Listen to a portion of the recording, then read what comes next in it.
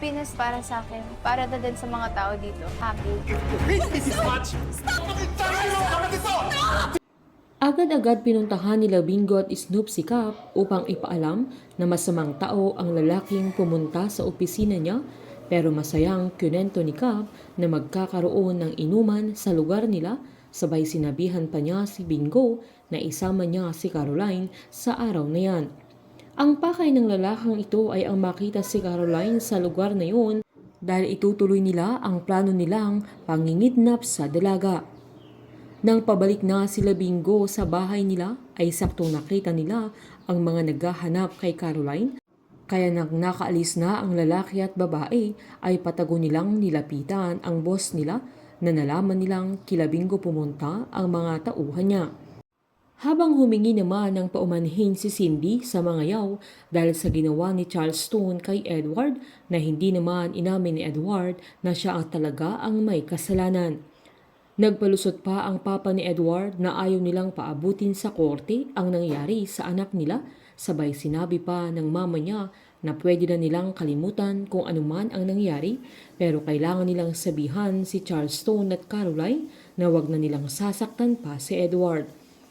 Giniit pa ni Bettina na hindi niya lubos akalain na magagawa yun ng kuya niya, na nagpaawa effect naman si Edward na hindi pa nga sila kasal ay ganun na ang trato sa kanya ng mga kapatid niya. Inawat naman siya ng mama niya dahil alam nilang kasalanan yun ni Edward at mas mapapahiya ang pamilya nila kapag nalaman ng mga tao na totoo ang bintang ni Caroline sa kanilang anak.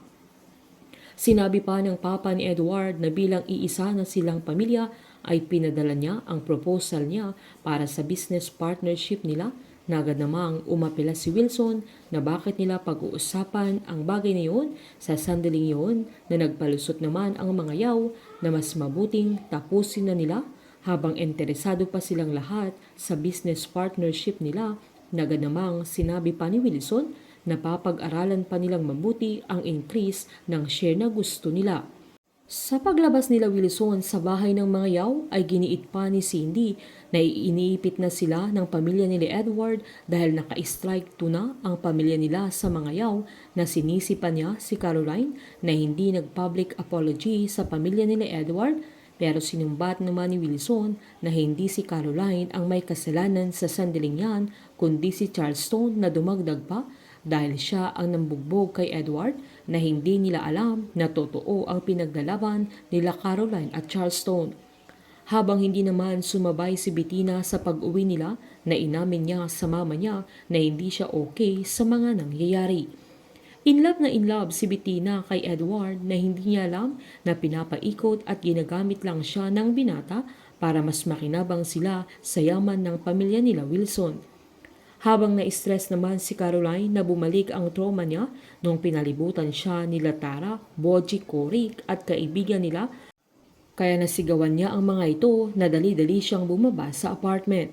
Sakto namang umakyat ang babae na naghahanap kay Caroline, pero nagkasalisi sila kaya hindi niya nakita ang dilaga. Babalik kila Cindy at Bettina ang bagay na ginawa nila kay Caroline dahil papatunayan ni Charles Stone na totoo ang sinasabi ng kanyang kapatid.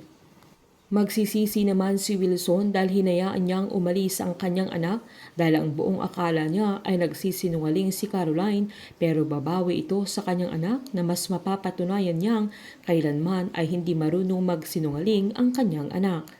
Maging ang binibintang ni Caroline na pinakidnap siya na Irene ay papaimbestigahan na ni Wilson dahil mapapatunayan ni Caroline sa tulong ni Charles Stone na siya ang nagsasabi ng totoo.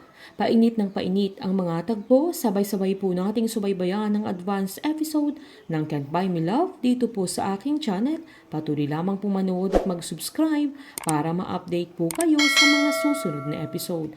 Marami pong salamat.